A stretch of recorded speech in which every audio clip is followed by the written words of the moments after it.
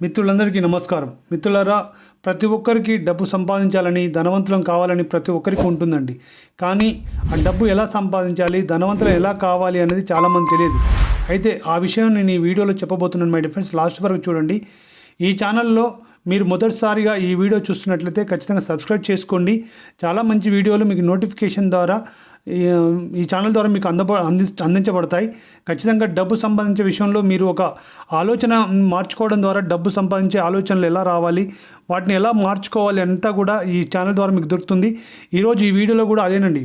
మన యొక్క ఆలోచన విధానం మార్చుకుంటే మనం ధనవంతులం కావచ్చు అనేది ఈ వీడియో సారాంశం మై డియర్ ఫ్రెండ్స్. లాస్ట్ వరకు వినండి మై డియర్ ఫ్రెండ్స్. మీ ఆలోచన విధానం మార్చుకుంటే, మీ యొక్క ఆలోచన విధానం మార్చుకుంటే ఖచ్చితంగా మీరు ధనవంతులు అవుతారండి. ఎస్ మై డియర్ ఫ్రెండ్స్, మన యొక్క ఆలోచనలే మన భవిష్యత్తు నిర్ణయిస్తాయని నమ్మండి. మన యొక్క ఆలోచనలే మన యొక్క భవిష్యత్తు నిర్ణయిస్తాయి. మన యొక్క ఆలోచన మన భవిష్యత్తును ఎలా నిర్ణయిస్తుందో ఒక చిన్న స్టోరీ చెప్తాను మై డియర్ ఫ్రెండ్స్. ఆ స్టోరీ ద్వారా తెలియజేస్తాను. ఓకే, ఒక చిన్న ఆలోచన అతని జీవితాన్ని ఎలా మార్చింది అనేది ఈ స్టోరీ ద్వారా మనం తెలుసుకుందాం. ఒక చిన్న ఆలోచన మన జీవితాన్ని ఎలా మారుస్తుంది, అలా మార్చే అవకాశం ఉందా అని మీరు నమ్మగలరా అంటే ఖచ్చితంగా ఈ స్టోరీ ద్వారా మీకు అర్థమవుతుంది ఫ్రెండ్స్. అయితే ఒక చిన్న పల్లెటూరులో రాము అనే ఒక పేద రైతు ఉండేవాడంట మై డియర్ ఫ్రెండ్స్. ఒక చిన్న పల్లెటూరులో రాము అనే ఒక పేద రైతు ఉండేవాడంట. అతనికి చాలా కొంచెం భూమి ఉండేనంట, చిన్న పొలం ఉందంట. అయితే అది కూడా వర్షాలు రాక ఆ పొలంలో కూడా ఎలాంటి పంటలు వేసేవాడు కాదంట మై డియర్ ఫ్రెండ్స్. పంటలు వేయడానికి వర్షం నీరు కూడా లేకుండా ఉండేనంట. ఎప్పుడు వర్షంలో సకాలంలో కురవక అతన్ని పొలం సరిగ్గా పండక రాము చాలా నిరుత్సాహంగా ఉండేవాడంట. నా కర్మ ఇంతే, నాకు ఎప్పుడు అదృష్టం లేదు అని తరచుగా బాధపడుతూ ఉండేవాడంట మై డియర్ ఫ్రెండ్స్. అతని మనసు నిండా ప్రతికూల ఆలోచనలే. అందుకు డబ్బు సంపాదించడం చాలా కష్టం, ధనవంతులు అవ్వడం అసాధ్యం అని నమ్మేవాడంట మై డియర్ ఫ్రెండ్స్. అలా ఆలోచించడం వల్ల అతని జీవితంలో ఎటువంటి మార్పు రాలేదు. పేదరికంలోనే ఉండిపోయాడు. ప్రతిదీ కూడా ప్రాబ్లంనే కోరుకుంటుండు కాబట్టి, ఆలోచన చేంజ్ చేసుకోలేడు కాబట్టి, అలా ఆలోచిస్తున్నాడు కాబట్టి అలాగే పేదరికంలో ఉండిపోయాట. కానీ మై డియర్ ఫ్రెండ్స్, అదే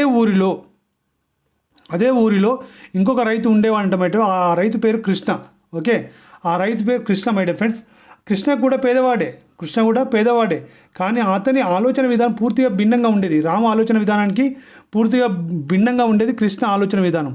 ఓకే, వర్షాలు లేకపోతేనేం నేను వేరే మార్గాలు వెతుకుతాను అని ఆలోచించేవాడు.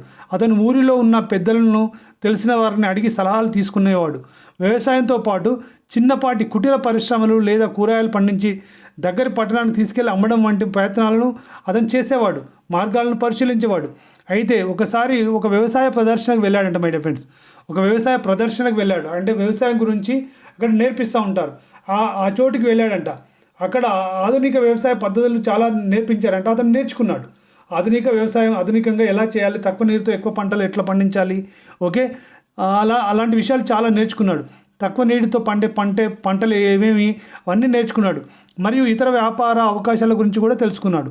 అయితే అతని మనసులో ఒక సరికొత్త ఆలోచన మొలకెత్తింది మై డియర్ ఫ్రెండ్స్. నేను నా పొలంలో సాంప్రదాయ పంటలకు, అంటే వరి, మొక్కజొన్న ఇవన్నీ సాంప్రదాయ పంటలు అంటారు కదా, వాటికి బదులుగా వాటర్ ఉంటేనే పండే పంటలకు బదులుగా నేను తక్కువ నీటితో పండించే కూరగాయలు పండిస్తానని చెప్పేసి ఆయన మైండ్లో డిసైడ్ చేసుకున్నాడు. నేరుగా ఇంటికి వచ్చేసి అతనికి ఉన్న భూమిలో కూరగాయలు పండడం అలవాటు చేసుకున్నాడు మై డియర్ ఫ్రెండ్స్. స్టార్ట్ చేశాడు. కూరగాయలు పండిస్తానని వాటిని నేరుగా మార్కెట్ తీసుకెళ్ళి అమ్మితే నాకు లాభాలు బాగా వస్తాయని చెప్పేసి ఆ పనిని స్టార్ట్ చేశాడు మై డియర్ ఫ్రెండ్స్.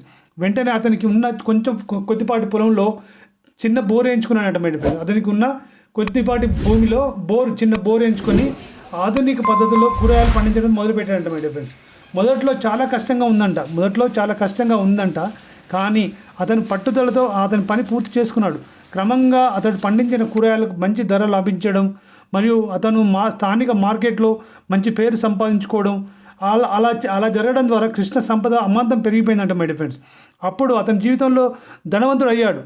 అయితే ఈ కథ ద్వారా మనం ఏం నేర్చుకోవచ్చు, ఏం చెబుతుంది ఈ కథ అంటే ఒకసారి చూద్దాం మై డియర్ ఫ్రెండ్స్. రాము మరియు కృష్ణ ఇద్దరు ఒకే పరిస్థితిలో ఉన్నారు. ఇద్దరు పేదవాళ్ళే, కానీ ఇద్దరి ఆలోచన విధానంలో డిఫరెంట్గా ఉంది. కానీ వారి ఆలోచన విధానం వారి యొక్క భవిష్యత్తుని మార్చివేసింది. రాము ఎప్పుడు కూడా ప్రతికూల ఆలోచనలతో కష్టాలకు, కర్మను నిందించాడు. కానీ అతని ఆలోచనలన్నీ కూడా పేదరికంలోనే ఉన్నాయి. అందుకే అతన్ని పేదరికంలోనే ఉంచాయి. కృష్ణ మాత్రం సానుకూలంగా ఆలోచించాడు. అతను సమస్యలకు పరిష్కారాలను వెతికాడు. కొత్త మార్గాలను అన్వేషించాడు. అతని ఆలోచనలు అతనికి విజయాన్ని ఇచ్చాయి, సంపదను కూడా తెచ్చిపెట్టాయి. అందుకే మై డియర్ ఫ్రెండ్స్, మీ ఆలోచనలే మీ సంపద అండి. మన ఆలోచనలు మార్చుకోవడం ద్వారా మనం కూడా ధనవంతులం కావచ్చండి. అందుకే మై డియర్ ఫ్రెండ్స్, మన మెదడు ఒక శక్తివంతమైన సాధనం. మనం ఏది ఆలోచిస్తే అది మన జీవితంలోకి ఆకర్షించబడుతుందని నమ్మండి. మీరు ధనవంతులు కావాలని నిజంగా మీకు కోరిక ఉంటే మీ యొక్క ఆలోచనలు మార్చండి. మీ క్రియలు అన్నీ కూడా ఆ దిశగానే ఉండాలి. ప్రతికూల ఆలోచనలు రాకుండా చూసుకోండి మై డియర్ ఫ్రెండ్స్. అంటే నాకు ఇది సాధ్యం కాదు అనే నమ్మకాలు వంటి వేటిని పట్టించుకోకండి. అవి అన్నీ కూడా మిమ్మల్ని పేదరికంలోనే ఉంచుతాయి, గుర్తుపెట్టుకోండి. కానీ నేను ధనవంతుడిని కాగలను, నాకు అద్భుతమైన అవకాశాలు విశ్వం ద్వారా నాకు అందుతున్నాయి అనే సానుకూల ఆలోచనలు మిమ్మల్ని విజయపథం వైపు నడిపిస్తాయి మై డియర్ ఫ్రెండ్స్, గుర్తుపెట్టుకోండి. మీరు మీ జీవితాన్ని మార్చుకోవాలని కోరుకుంటే మీ ఆలోచన విధానాన్ని మార్చుకోండి మై డియర్ ఫ్రెండ్స్, వెంటనే మార్చుకోండి. అప్పుడే మీరు ధనవంతులు అవుతారు, ధనవంతులు కాగలరు కూడా. మీరు ధనవంతులు అవ్వాలని సంపద అన్నీ కూడా మీ ఆలోచన విధానంలో మీ దగ్గరికి రావాలని, ఆ విశ్వం ఒక శక్తి మీకు ఉపయోగపడాలని కోరుకుంటూ వీడియో ముగిస్తున్నాను. ధన్యవాదాలు.